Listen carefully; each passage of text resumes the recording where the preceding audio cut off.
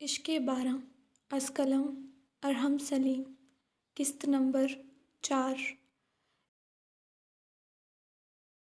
اذنا اپنے کمرے میں بیٹھی حسب معمول موبائل پر مصروف تھی۔ صبح والی سوگواری ابھی بھی ماحول پر چھائی تھی۔ گھنگریالے بال جوڑے میں بندھے تھے جس سے چند آوارہ لٹیں اس کے چہرے کے گرد گر رہی تھیں۔ اس نے سفید کرتا پاجامہ پہنا تھا جس پر سیاہ دھاگے کا کام تھا۔ سیاہ دوپٹہ بیڈ پر ایک طرف پڑا تھا۔ وہ موبائل ہاتھ میں پکڑے بیڈ سے ٹیک لگائے بیٹھی تھی۔ سفید ملائی جیسی جلد ہمیشہ کی طرح چمک رہی تھی۔ آج ناک میں ڈائمنڈ کی نوز رنگ کے بجائے زمرد کی چھوٹی سی لونگ تھی۔ سیان خیبر شاہ کا انسٹا پیج اس کے سامنے کھلا تھا۔ یشفا اس وقت واش روم میں باتھ لے رہی تھی اور باہر ایذنا مکمل طور پر سیان کے الفاظ میں ڈوبی ہوئی تھی۔ زندگی کو ایسے جیو جیسے اس دنیا میں کوئی تمہیں دیکھ نہیں رہا، یوں گنگناؤ جیسے کوئی تمہیں سن نہیں رہا، یوں محبت کرو جیسے تمہارا دل کبھی کسی نے توڑا نہ ہو، رقص ایسے کرو کہ تمہارے پاؤں دکھنے لگیں، اور اپنی خوشی کا اظہار یوں کرو جیسے تم نے زمین پر جنت حاصل کر لی ہو۔ بھول جاؤ کہ دکھ نام کا کوئی لفظ اپنا وجود بھی رکھتا ہے۔ جب تم خوشی کی خواہش کرنے لگو گے تو خوشی تمہیں خود بخود تلاش کر لے گی، بشرط یہ کہ تم خوشی کی خواہش کرو۔ دروازہ ایک دم زور سے بچا تھا۔ ایذنا کا ارتکاز بہت بری طرح ٹوٹا تھا۔ وہ چونک کر اٹھی اور دوپٹہ کندھوں پر پھیلاتے چپل پاؤں میں اڑستے دروازے کی طرف بڑھی۔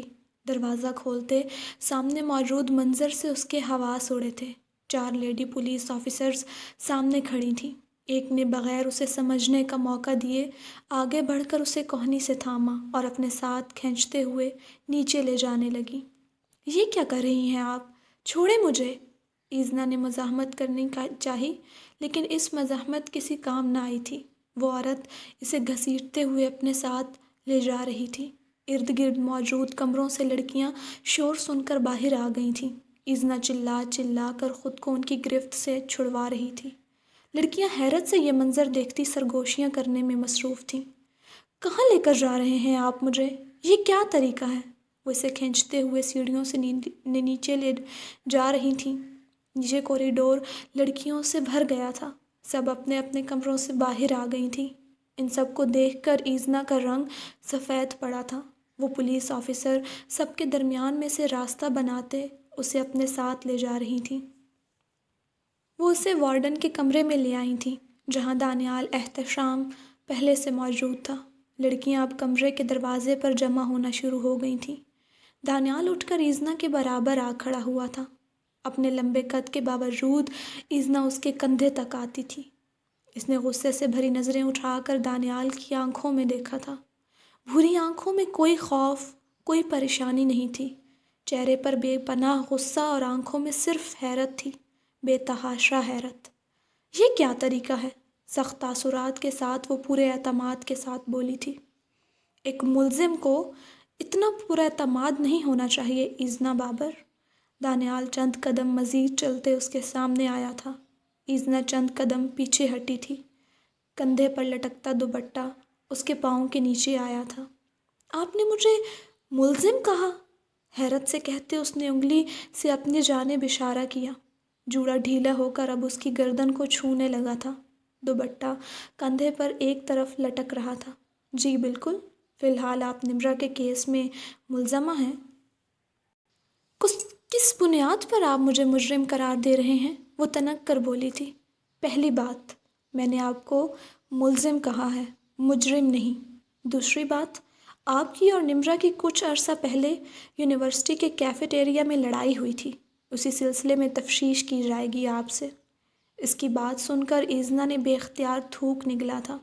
اسے اندازہ نہیں تھا کہ اس کی یہ غلطی اسے مشکوک بنا دے گی۔ لڑکیوں میں ایسی چھوٹی موٹی لڑائیاں ہوتی رہتی ہیں، ان کی بنیاد پر آپ مجھے یوں گرفتار نہیں کر سکتے۔ پہلی بات، ہم آپ کو گرفتار نہیں کر رہے، صرف تفتیش کے لیے پولیس اسٹیشن لے کر جا رہے ہیں۔ دوسری بات، آپ کی نمرا سے چھوٹی موٹی لڑائی نہیں ہوئی تھی، آپ نے اسے تھپڑ مارا تھا۔ ازنا جو اس کی آنکھوں میں آنکھیں ڈال کر باتیں کر رہی تھی، ایک دم سے اس نے نظریں چرائی تھیں۔ اس کی اس حرکت کو دانیال نے بغور نوٹ کیا۔ آپ ہمیں اطمینان کر دیں کہ آپ کی نمرا سے لڑائی چھوٹی سی بات پر ہوئی تھی، ہم آپ کو پولیس اسٹیشن نہیں لے کر جائیں گے۔ آپ ہمیں مطمئن کر دیں کہ آپ کی نمرا سے لڑائی چھوٹی سی بات پر ہوئی تھی، ہم آپ کو پولیس اسٹیشن نہیں لے کر جائیں گے۔ سب خاموشی سے کھڑے ان دونوں کے درمیان گفتگو کو سن رہے تھے۔ یشوا سر پر دوپٹہ لپیٹے ہڑبڑاتے ہوئے دروازے پر نمودار ہوئی تھی۔ گیلے بال اس کی پشت پر بکھرے تھے، لیکن پولیس آفیسرز نے اسے آگے بڑھنے سے روک دیا تھا، اور اس بات کا اندازہ تو اسے ہو گیا تھا کہ نمرا کو مارا گیا تھپڑ ایزنا کے لیے بہت مشکلیں کھڑی کرنے والا ہے۔ کوئی اتنی بڑی وجہ نہیں تھی، آپ بتا دیں وجہ، دانیال نے سینے پر ہاتھ باندھتے عام سے انداز میں کہا۔ لیکن جو حقیقت تھی وہ ایزنا مر کر بھی نہیں بتا سکتی تھی۔ وہ سر جھکا کر خاموش کھڑی ہو گئی۔ جانتی تھی اس کا ایسا کرنا اسے مزید مشکوک بنا رہا ہے، لیکن اس کے پاس اس کے سوا اور کوئی راستہ نہیں تھا۔ یعنی آپ کے پاس اپنے حق میں کہنے کے لیے کچھ نہیں؟ وین میں ڈالو انہیں، دانیال نے استہزائیہ نظروں سے اس کی طرف دیکھتے پیچھے کھڑی کانسٹیبل سے کہا تھا۔ اس نے آگے بڑھ کر ایزنا کا ہاتھ پکڑا اور اس سے باہر لے آئی۔ ایزنا سر جھکائے ان کے ساتھ چل رہی تھی۔ یشوا نے آگے بڑھ کر اس سے بات کرنی چاہی، لیکن پولیس آفیسرز نے اسے پیچھے دھکیل دیا۔ سر، ایزنا کے والد صاحب کو معلوم پڑا تو وہ مجھے جان سے مار دیں گے، کمرے سے نکلتے دانیال کو دیکھ کر وارڈن نے پریشانی سے کہا تھا۔ انہیں آپ پولیس اسٹیشن میرے پاس بھیج دیجیے گا، میں سنبھال لوں گا انہیں، دو ٹوک جواب دیتے وہ کمرے سے نکل گیا۔ پیچھے وارڈن پریشان چہرہ لیے کھڑی رہ گئی۔ ایزنا پولیس موبائل میں سر کو دوپٹے سے ڈھکے خاموش بیٹھی تھی۔ اس کی آنکھوں میں کوئی جذبہ نہیں تھا، صرف ایک گہرا سکوت تھا جو اس کے چہرے پر دکھائی دے رہا تھا۔ اسے دیکھ کر اندازہ لگانا بہت مشکل تھا کہ وہ کیا سوچ رہی تھی۔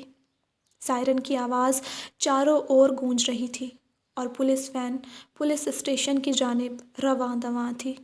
تیز دھوپ گاڑی میں لگی جالیوں سے چھن کر اندر آ رہی تھی۔ ایزنا نہیں جانتی تھی آگے کیا ہونے والا ہے، لیکن اتنا وہ جان گئی تھی کہ اس کا یوں پولیس اسٹیشن جانا نواب خاندان اور اس کے باپ کی سیاسی زندگی کے لیے بہت مسئلے کھڑے کرنے والا ہے۔ اس کا دماغ تیزی سے منصوبہ بندیاں کر رہا تھا۔ جب پولیس موبائل مین گیٹ سے اندر داخل ہوئی تو وہاں بیٹھے عاصم اور برہان فوراً سے کھڑے ہوتے اندر کی طرف بڑھے تھے۔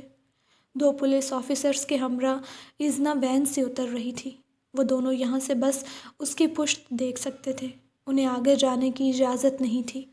ایزنا کو اندر لے جا کر ایک بینچ پر بٹھا دیا گیا۔ دانیال گاڑی سے اتر کر بغیر ایزنا پر دوسری نظر ڈالے اپنے آفس کی طرف بڑھ گیا۔ ایزنا نے گھور کر اپنے سامنے سے گزرتے اس مغرور ایس پی کو دیکھا تھا جو اس کے ساتھ صحیح ملزموں والا سلوک کر رہا تھا۔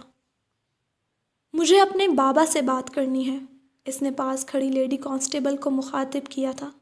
چپ کر کے بیٹھو، جب تک سر کے آرڈر نہیں آتے ہم کسی سے تمہاری بات نہیں کروا سکتے۔ میری بات کرواؤ اپنے اس ایس پی سے، ایزنا نے حکم دینے والے انداز میں کہا تھا۔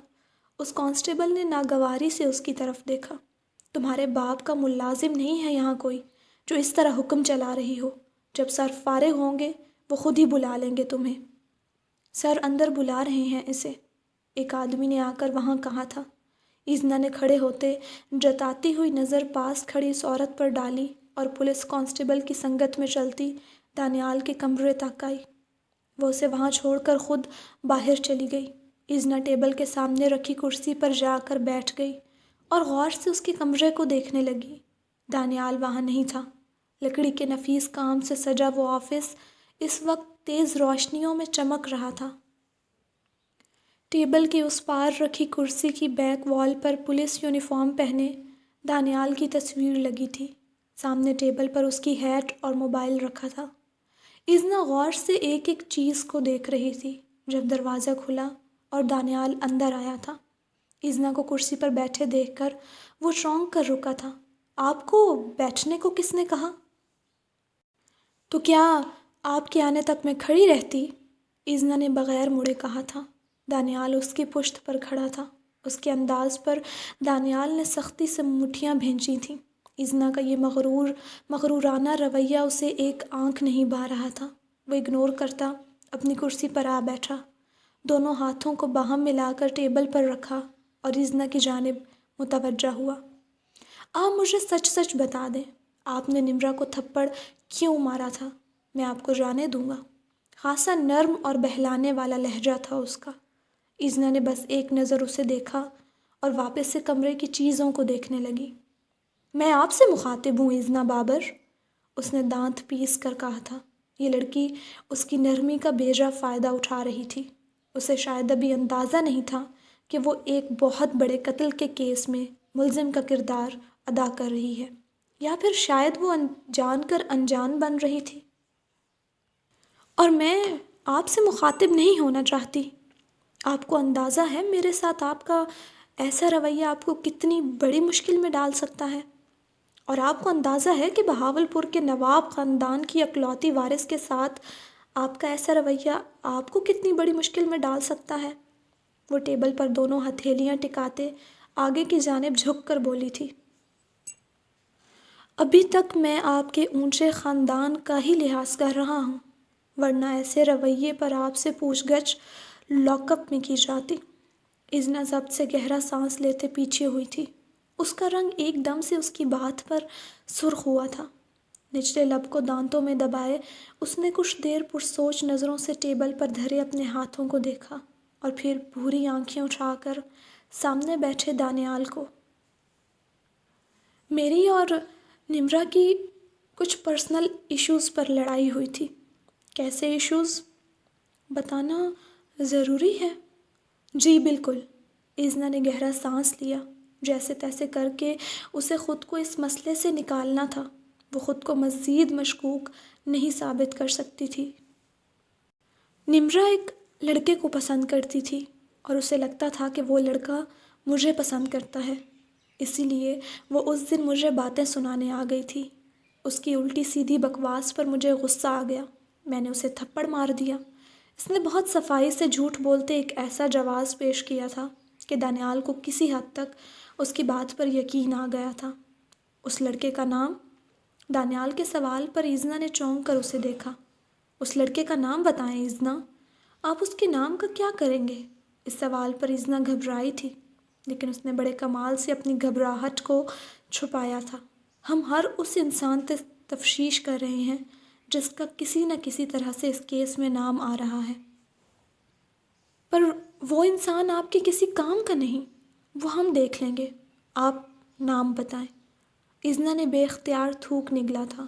اپنی گھبراہٹ پر قابو پاتے وہ چہرے پر اعتماد کے تاثرات سجائے بیٹھی تھی۔ برہان، برہان نام ہے اس کا۔ پورا نام؟ برہان عباس، نمرا کا دوست تھا وہ نہیں جانتی تھی اس نے یہ نام کیوں لیا تھا، لیکن اس وقت برہان کے علاوہ کسی کا نام اس کے ذہن میں نہیں آیا تھا۔ ٹھیک ہے، آپ جا سکتی ہیں اب، لیکن جب تک یہ کیس سلجھ نہیں جاتا آپ اس شہر سے کہیں باہر نہیں جا سکتی۔ میرے آفیسرز آپ کو چھوڑ آئیں گے۔ دانیال نے اسے کہتے ٹیبل پر رکھا انٹرکام اٹھایا اور باہر بیٹھے آفیسر سے ایزنا کو ہاسٹل چھوڑ آنے کا کہا۔ ایزنا اٹھ کر باہر کی جانب بڑھنے لگی جب دانیال نے پھر سے اسے پکارا۔ آپ کو تکلیف دینے کے لیے معذرت چاہتا ہوں، لیکن میں امید کروں گا کہ آپ کے والد صاحب ہمارے لیے اب کوئی مسئلہ کھڑا نہیں کریں گے، کیونکہ یہ میری جاب کا حصہ ہے۔ ایزنا نے سمجھنے والے انداز میں سر ہلایا اور باہر آ گئی۔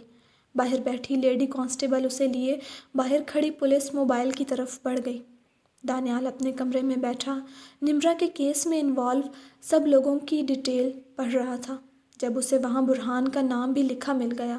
اسی لمحے انسپکٹر دروازہ کھول کر کمرے میں داخل ہوا۔ سر، میں نے تیسری دفعہ نمرا کے کمرے کی تلاشی لی ہے، کچھ بھی نہیں مل رہا۔ ایسے لگ رہا ہے جیسے کوئی انسان اس کے کمرے میں آتا تک نہیں تھا۔ کوئی فنگر پرنٹ، کوئی ہتھیار، کچھ بھی نہیں ملا۔ اس بات کو بعد میں دیکھیں گے، پہلے مجھے یہ بتاؤ اس برہان نامی آدمی سے تفتیش پر کیا معلوم ہوا تھا؟ سر اسی نے نمرا کے ڈرگ ایڈکٹ ہونے کے بارے میں بتایا تھا۔ بقایا یہ کہہ رہا تھا کہ نمرا کے بہت غلط لوگوں سے تعلقات ہیں۔ دوبارہ بلواؤ اسے، اب کے اسے تفتیش میں کروں گا۔ اس کے منہ سے ادا ہونے والے ہر لفظ کے ساتھ اس کے چہرے کی سختی بڑھتی جا رہی تھی۔ پولیس اسٹیشن کی حدود کے باہر درخت کی چھاؤں تلے بنے بینچ پر بیٹھا برہان گردن موڑ کر دور جاتی پولیس موبائل کو دیکھ رہا تھا، جس میں اسے ایزنا جاتی دکھائی دی تھی۔ دل میں ایک اطمینان سا اترا تھا۔ پولیس موبائل اب اس کی آنکھوں کے سامنے سے اوجھل ہو گئی تھی۔ چلیں؟ عاصم کی آواز پر اس نے گردن موڑ کر بائیں جانب دیکھا، جو آنکھوں میں نمی لیے اس کی طرف دیکھ رہا تھا۔ برہان اس بات میں سر ہلاتا اٹھ کھڑا ہوا، لیکن اس سے پہلے کہ وہ پہلا قدم اٹھاتا اس کی جیب میں رکھا موبائل بج اٹھا۔ اسکرین سامنے کرتے اس نے ایک نظر اس پر نظر آتے نمبر کو دیکھا اور پھر دوبارہ سے عاصم کو۔ وہ پولیس اسٹیشن کا نمبر تھا۔ اٹھاؤ کال، عاصم نے کہا تو برہان نے کال یس کرتے فون کان سے لگایا۔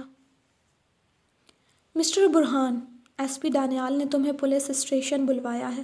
وہ تم سے اپنے طور پر کچھ تفتیش کرنا چاہتے ہیں۔ برہان نے گردن موڑ کر دور جاتی اس خالی سڑک کو دیکھا تھا، جہاں دھول مٹی اڑنے کے بعد گہرا سکوت تھا۔ اس کا دماغ نہ جانے کیوں پر خطرے کی گھنٹیاں بجنے لگی تھیں۔ وہ پولیس موبائل سے اتر کر جب ہاسٹل میں داخل ہوئی تو سب سے پہلے اسے وارڈن کے کمرے میں بلایا گیا تھا۔ وہاں اسے مختصراً سب بات بتا کر انہیں کچھ غلط فہمی ہو گئی تھی۔ وہ واپس اپنے کمرے کی طرف آئی۔ راستے سے گزرتے ہر لڑکی نے اسے مڑ مڑ کر دیکھا تھا، لیکن جیسے تاثرات اس نے اپنے چہرے پر سجائے تھے، کسی کی ہمت نہ ہو سکی اس سے کوئی تفصیل پوچھ سکے۔ ویسے بھی پورے ہاسٹل میں اس کا ایک الگ قسم کا رعب تھا۔ وہ بدتمیز یا مغرور نہیں تھی، لیکن شاید اس کے ایک اونچے خاندان سے ہونے کی وجہ سے لڑکیاں اس سے تھوڑا کتراتی تھیں۔ وہ خاموشی سے سیڑھیاں چڑھتے اوپر آ گئی۔ کمرہ کھول کر اندر داخل ہوئی تو یشوا فون پر کسی سے بات کرتے بے چینی سے کمرے میں ٹہل رہی تھی۔ دروازہ کھلنے کی آواز پر وہ فوراً سے مڑی اور سامنے کھڑی ایزنا کو دیکھ کر حیرانی سے اس کی طرف بڑھی۔ ایزنا، تم آ گئی؟ وہ فوراً سے اس کے پاس آ کر فکر مندی سے بولی۔ تم کس سے بات کر رہی تھی؟ کمرے میں داخل ہوتے یشوا کے جو آخری الفاظ اس نے سنے تھے وہ اس کا دماغ گھما گئے تھے۔ میں بہت پریشان ہو رہی تھی، اسی لیے میں نے انکل کو کال کر دی۔ یشوا، ایزنا نے پریشانی سے ماتھے پر ہاتھ پھیرا۔ تھوڑا انتظار تو کر لیتی تم نے فوراً سے بابا کو کال کر دی۔ وہ تمہیں جس طرح لے کر گئے تھے میں ڈر گئی تھی۔ وہ سب چھوڑو، مجھے بتاؤ کیا ہوا وہاں؟ بتاتی ہوں، پہلے مجھے بابا سے بات کرنے دو۔ میرا فون کہاں پر ہے؟ وہ میرے بیڈ پر پڑا ہے۔ ایزنا نے فون اٹھاتے فوراً سے کال ملائی، جو اگلے لمحے ہی پک کر لی گئی۔ السلام علیکم بابا۔ وعلیکم السلام بیٹا، آپ؟ انہوں نے حیرانی سے کہتے بات ادھوری چھوڑ دی۔ ابھی تو ان کی یشوا سے بات ہوئی تھی اور اب یوں ایزنا کی کال۔ ایزنا ان کا جملہ ادھورا چھوڑنے پر ان کی بات کا مطلب سمجھ گئی تھی۔ بابا، آپ تحمل سے میری بات سنیں۔ یشوا جو کہہ رہی تھی وہ سچ ہے؟ جی بابا، وہ سچ ہے، پر میں آپ کو بتاتی ہوں کیا مسئلہ ہوا ہے۔ ہاں بتاؤ۔ اس قتل کے کیس سے تو آپ واقف ہی ہیں، تو اس سلسلے میں انہیں کچھ تفتیش کرنی تھی۔ تو تفتیش وہ آپ سے ہاسٹل میں اکیلے میں شرافت سے بھی کر سکتے تھے۔ کیا وہ جانتے نہیں کہ آپ کس خاندان سے تعلق رکھتی ہیں؟ جس طرح وہ اتنے پولیس آفیسرز کے گھیرے میں آپ کو لے کر گئے ہیں، سوچ کر غصے سے میری رگیں پھٹ رہی ہیں۔ ایزنا نے گھور کر یشوا کو دیکھا، جو اسی کی طرف دیکھ رہی تھی۔ اس کے ذہن میں دانیال کی گئی درخواست آئی تھی۔ بابا، کوئی اتنی بڑی بات نہیں ہے۔ وہاں جا کر انہوں نے مجھ سے کچھ سوال پوچھے اور میں نے جواب دے دیے۔ پھر وہ مجھے جیسے لے کر گئے تھے ویسے ہی واپس چھوڑ گئے۔ لیکن پھر بھی ایزنا، بابا کچھ نہیں ہوا اور نہ ہی آگے ہوگا، میں انہیں مطمئن کر رہی ہوں۔ اور جب انہیں آپ کے بارے میں معلوم ہوا تو انہوں نے مجھے خاص طور پر ریکویسٹ کی کہ ان کے لیے کوئی مسئلہ نہ کھڑا کیا جائے۔ وہ لوگ یوں میری بیٹی کو لے کر جائیں اور میں ان کے لیے مسئلے بھی نہ کھڑے کروں؟ راحت بابر، ایزنا کے والد، ایک دم سے بھڑکے تھے۔ ایزنا نے آنکھیں بند کر کے گہرا سانس لیا تھا۔ بابا پلیز، میں ان سے وعدہ کر کے آئی ہوں کہ آپ کچھ نہیں کہیں گے. پلیز مجھے میرا وعدہ پورا کرنے دیں. اس کا انداز التجائیہ تھا. صرف تمہاری اذنا، صرف تمہاری وجہ سے میں اس پولیس والے کو چھوڑ رہا ہوں. انہوں نے جس قدر مشکل سے اپنا غصہ ضبط کیا تھا وہ ان کی آواز سے اندازہ لگا سکتی تھی. وہ اپنے باپ کی رگ رگ سے واقف تھی. اور تم فوراً سے یہ ہاسٹل چینج کرو. میں تو پہلے ہی اس ہاسٹل کے حق میں نہیں تھا. معمولی سا ہاسٹل ہے. بابا، یہ ہاسٹل بہت اچھا ہے اور آپ جانتے ہیں یہاں میری بہت سی دوستیں ہیں. پر تم ایسی جگہ پر رہنا ڈیزرو نہیں کرتی. میں کوئی فلیٹ خرید لیتا ہوں تمہارے لیے. بابا، میں نے آپ سے پہلے بھی کہا تھا، اب بھی کہہ رہی ہوں، میں وہاں اکیلی نہیں رہوں گی. میں بہت کمفرٹیبل ہوں یہاں. کون کہہ رہا ہے تم وہاں اکیلے رہو گی؟ میں حویلی سے نوکر بھجوا دوں گا تمہارے لیے. پر بابا، وہاں میری دوستیں نہیں ہوں گی. میں بور ہو جایا کروں گی. کمرے میں دائیں سے بائیں ٹہلتے وہ اپنے باپ کو ایک بار پھر اس بات کے لیے راضی کر رہی تھی جس پر یونیورسٹی آتے وقت کیا تھا. تبھی اذنا ان کے کہنے پر چند ماہ نوکروں کی فوج کے ساتھ ایک فلیٹ پر رکی تھی، لیکن وہ اس قدر بری طرح بوریت کا شکار ہوئی تھی کہ وہ 2 ماہ بعد ہی ضد کر کے یشفا کے ہاسٹل آ گئی تھی. یہ پرائیویٹ ہاسٹل کافی بہتر تھا اور یہاں ہر سہولت موجود تھی، لیکن جب سے نمرا کے قتل کا واقعہ ہوا تھا وہ پھر سے اس کے پیچھے پڑ گئے تھے. بامشکل انہیں عارضی طور پر راضی کرتے وہ سکون بھری سانس لیتے بیڈ پر بیٹھی. یشفا بھی اس کے قریب بیٹھ گئی. اب بتاؤ مجھے ڈیٹیل میں کیا ہوا؟ کیوں لے کر گئے تھے وہ تمہیں وہاں؟ کسی نے انہیں اس تھپڑ کے بارے میں بتا دیا جو میں نے نمرا کو مارا تھا. انہیں لگا میری نمرا سے کوئی دشمنی ہے. پھر میں نے انہیں کہا کہ وہ کسی لڑکے کو پسند کرتی تھی اور اسے لگا وہ لڑکا مجھے پسند کرتا ہے. اس نے میرے بارے میں کچھ برے الفاظ کہے. مجھے غصہ آ گیا. میں نے اسے تھپڑ مار دیا. انہوں نے یقین کر لیا؟ یشفا حیرت سے بولی. نہیں، میں نے انہیں اس لڑکے کا نام بھی بتایا. اذنا نے آپ کی نظریں اٹھائیں تو وہاں واضح گھبراہٹ اور شرمندگی تھی. کس کا نام بتایا؟ اب کہ یشفا پہلے سے بڑھ کر حیران ہوئی تھی. برہان. دانتوں سے ہونٹ کچلتے اس نے پریشانی سے کہا. واٹ؟ برہان؟ اذنا تم پاگل ہو گئی ہو؟ یشفا چلاتے بیڈ سے اٹھ کھڑی ہوئی. یار مجھے کچھ سمجھ نہیں آ رہا تھا، اور اگر میں انہیں کوئی نام نہ دیتی تو وہ مجھے جانے نہ دیتے. تو اب تمہیں کیا لگتا ہے وہ تمہارا پیچھا چھوڑ دیں گے؟ تمہارا جھوٹ پکڑا جائے گا. برہان انکار کر دے گا تمہاری اس بات سے. نچلا لب دانتوں میں دباتے اذنا نے پریشانی سے سامنے نظر آتی سفید دیوار کو دیکھا تھا. اس کی آنکھوں میں ہلکا سا ڈر ہلکورے لے رہا تھا. نہ جانے برہان اس کے جھوٹ کو کیا رخ دے گا. یہ جھوٹ پکڑے جانے پر وہ بہت بری طرح پھنسنے والی تھی. یشفا اس ڈر کو بھانپنے کے بجائے ابھی بھی اذنا پر غصے سے کچھ بڑبڑا رہی تھی. پولیس اسٹیشن کی اس کال کوٹھڑی میں برہان کرسی پر بیٹھا تھا. ڈھلتے سورج کی شعاعیں کھڑکی سے چھن کر آتی وہاں روشنی بکھیر رہی تھیں. دوپہر سے وہ وہاں بیٹھا ایس پی دانیال کا انتظار کر رہا تھا، جسے کسی اور کیس کے سلسلے میں شہر سے باہر جانا پڑ گیا تھا. پچھلے 4 گھنٹے سے وہاں بیٹھے وہ یہی سوچ رہا تھا کہ ایسا کیا ہوا تھا جو اذنا نے اس کا نام انہیں دیا تھا. چوکیدار سے اسے معلوم ہو گیا تھا کہ اذنا ہی ایس پی دانیال کو اس کا نام دے کر گئی ہے. وہ جہاں کیس میں اس کا نام آنے پر گھبرا گیا تھا، اب خود حیرت میں گھرا بیٹھا تھا کہ جس کی حفاظت کو لے کر وہ حد سے زیادہ پریشان ہو رہا تھا وہی اس کا نام کیس میں مشکوک کر گئی تھی. آدھے گھنٹے بعد جیل کے اس خاموش ماحول میں کسی کے قدموں کی آواز گونجی تھی. پولیس یونیفارم پہنے دانیال احتشام قدم قدم چلتا اس کی طرف آ رہا تھا. اس کے سامنے چہرے پر کرخدگی تھی اور سے آنکھیں اندھیرے کی وجہ سے واضح دکھائی نہ دیتی تھیں. جیل کا دروازہ کھول کر وہ جھکتے ہوئے اندر آیا اور برہان کے مقابل رکھی کرسی پر بیٹھا. اس کے اندر آتے ہی چھت سے لٹکتا واحد بلب جل اٹھا تھا. نام؟ اس نے بغیر کسی تمہید کے فوراً سے اس کی آنکھوں میں آنکھیں ڈال کر پوچھا. برہان. والد کا نام؟ کاظم علی. کیا کرتے ہیں؟ گورنمنٹ جاب ہے. کیا پڑھ رہے ہو؟ BS. Subject? Math. Semester? Last. Nimra سے تعلق؟ میری کلاس فیلو تھی. اذنا بابر کو جانتے ہو؟ ٹانگ پر ٹانگ جماتے جہاں ایس پی دانیال نے کرسی سے ٹیک لگائی تھی وہاں برہان بھی چونک کر بیٹھ گیا۔ جی، تعلق؟ نمرا کی ہاسٹل میٹ تھی۔ اذنا نے نمرا کو تھپڑ کیوں مارا تھا؟ میں نہیں جانتا، برہان نے تھوک نگلتے چہرے پر موجود گھبراہٹ پر قابو پاتے کہا تھا۔ وہ نہیں جانتا تھا اذنا ان سے کیا کہہ کر گئی ہے، لیکن اپنی طرح سے وہ اب بھی اسے بچانے کی پوری کوشش کر رہا تھا۔ اس نے سوچ لیا تھا کچھ بھی ہو جائے وہ اس کیس سے اس کا نام نکال کر ہی دم لے گا۔ ایک دم سے اسے اپنے موجود سارے ڈر خوف ختم ہوتے محسوس ہوئے۔ اذنا نے نمرا کو تھپڑ کیوں مارا تھا؟ دانیال نے ذرا سختی سے اپنا سوال دہرایا۔ میں نہیں جانتا۔ تمہاری نمرا سے دوستی تھی، پھر بھی نہیں جانتے؟ میری اس سے کوئی خاص دوستی نہیں تھی۔ اس لڑکی کے کافی غلط لوگوں، دانیال نے فوراً سے اس کی بات کاٹی۔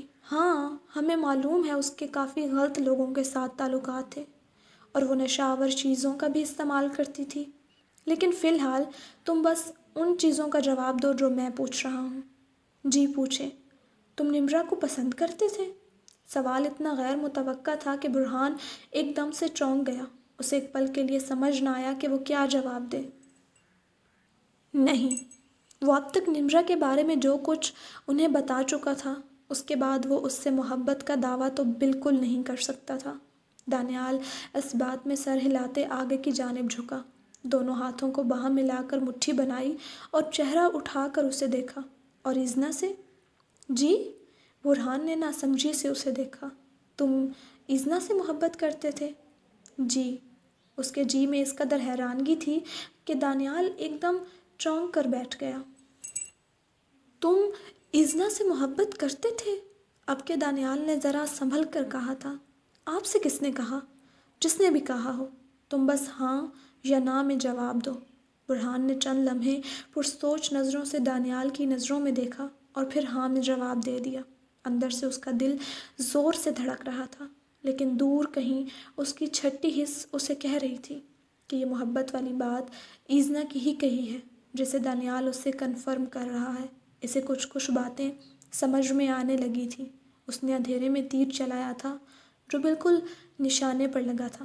آپ کو کیسے پتہ چلا اس بارے میں؟ برہان کا انداز محتاط تھا، کیونکہ دانیال اس کے جواب سن کر ایک دم خاموش ہو گیا تھا۔ تم کیوں پوچھ رہے ہو؟ کیونکہ یہ بات کسی کو معلوم نہیں، اذنا کو بھی نہیں۔ تمہیں کبھی ایسا لگا نمرا تم سے محبت کرتی ہے؟ کسی سوچ میں ڈوبے دانیال نے سوال کیا۔ نہیں، یا شاید کرتی ہو، میں نہیں جانتا۔ میرے لیے وہ بس ایک کلاس فیلو تھی۔ اور اذنا؟ وہ تو میری محبت ہے۔ اب کہ اس نے جس اعتماد سے کہا تھا، دانیال کو اس کی بات پر یقین آ گیا تھا اور برہان ساری کہانی سمجھ گیا تھا۔ اذنا نے اس تھپڑ کی کیا وجہ بتائی ہے وہ دانیال کی باتوں سے ڈیکوڈ کر چکا تھا۔ اذنا نے ہمیں کہا تھا کہ اس نے نمرا کو تھپڑ اس لیے مارا تھا کیونکہ وہ تمہیں پسند کرتی تھی اور اسے یہ شک پڑ گیا تھا کہ تم اذنا سے محبت کرتے ہو۔ اس نے اذنا کو کچھ غلط باتیں کہی تھیں جس کی وجہ سے اس نے نمرا کو تھپڑ مار دیا۔ برہان نے ایک دم سکھ کا سانس لیا، یعنی اس کے دماغ نے جو کڑیاں ملائی تھیں وہ بالکل درست تھیں۔ میں نہیں جانتا نمرا مجھے لے کر کیا سوچتی تھی اور اسے کیسے پتہ چلا میں اذنا سے محبت کرتا ہوں، پر میں آپ کو اتنا یقین دلاتا ہوں کہ نمرا کے قتل سے میرا اور اذنا کا کوئی تعلق نہیں۔ آپ ان لوگوں کے بارے میں کیوں پتہ نہیں کرواتے جن سے نمرا ڈرگز لیتی تھی؟ ان کو بھی ہم دیکھ لیں گے، لیکن اگر انہوں نے واقعی نمرا کا قتل کیا ہے تو کوئی بڑی وجہ ہوگی اور وہ کوئی معمولی لوگ نہیں ہوں گے، پورا گینگ ہوگا اور ہم ایسے ہی ان کے خلاف ایکشن نہیں لے سکتے۔ اس لیے ہم پہلے سب چھوٹی چھوٹی باتوں پر غور کر رہے ہیں، پھر آہستہ آہستہ بڑے معاملات کی طرف جائیں گے۔ ہم آپ کے ساتھ ہر طرح کا تعاون کریں گے۔ نمرا ہماری فیلو تھی، اس کی یوں اچانک موت کا ہمیں بھی بہت دکھ ہے۔ فی الحال تو میڈیا کو کنٹرول کرنا بہت مشکل ہو رہا ہے۔ سوشل میڈیا پر اس مسئلے کو بہت اچھالا جا رہا ہے اور ہم پر اس وقت بہت پریشر ہے۔ میں سمجھ سکتا ہوں سر، اچھا مجھے ایک بات بتاؤ، کیا نمرہ میں کوئی ایسی عادت تھی جو عام لوگوں سے مختلف ہو؟ دانیال نے جس انداز میں پوچھا تھا، برہان نے چونک کر اسے دیکھا۔ مطلب سر؟ ہم نے ان سب جگہوں کے بارے میں پتہ کروایا ہے جہاں نمرہ کا جانا تھا، اور اس کی حرکتیں کافی مشکوک ہیں، ڈرگز والی بات سے بھی بڑھ کر مشکوک۔ سوری، میں سمجھا نہیں سر۔ نمرہ لیسبین کلبز میں جاتی تھی۔ آنکھوں کو چھوٹی کرتے دانیال کا انداز اپنے آپ میں ہی حیرانی لیے ہوئے تھا۔ برہان کے چہرے پر اس کی بات سن کر جو سایہ گزرا تھا، اسے دانیال نے بخوبی محسوس کیا تھا۔ تم جانتے ہو اس بارے میں کچھ؟ میں نہیں جانتا۔ چہرے پر ابھرتی گھبراہٹ پر قابو پانے میں وہ بری طرح ناکام ہوا تھا۔ تم کچھ جانتے ہو؟ کرسی پر آگے کی جانب جھک کر بیٹھا دانیال ایک دم سے پیچھے ہو کر بیٹھا۔ اس نے ایک کڑی جانچتی ہوئی نظر سے برہان کو سر سے پاؤں تک دیکھا تھا۔ اس کا لہجہ پر یقین تھا۔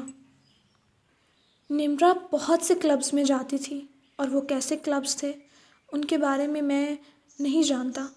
تم سچ کہہ رہے ہو؟ برہان نے فوراً سے اس بات میں سر ہلا دیا۔ دانیال نے چند لمحے اسے گھور کر دیکھا، اور ان چند لمحوں میں برہان کا سانس سینے میں اٹکا تھا، لیکن پھر وہ گہری سانس لیتا اٹھ کھڑا ہوا۔ ٹھیک ہے، تم جا سکتے ہو۔ ہمیں ضرورت پڑی تو ہم تمہیں پھر سے بلا لیں گے۔ وہ کہتے بغیر برہان پر دوسری نظر ڈالے وہاں سے نکل گیا۔ برہان نے چہرے پر ہاتھ پھیر کر وہاں ابھرتا پسینہ پونچھا تھا۔ خشک ہونٹوں پر زبان پھیرتے اس نے جیل کے کھلے دروازے کی طرف دیکھا، جس کے پاس ایک حوالدار کھڑا تھا۔ وہاں پھر سے گہرا سناٹا اور خاموشی چھا گئی تھی۔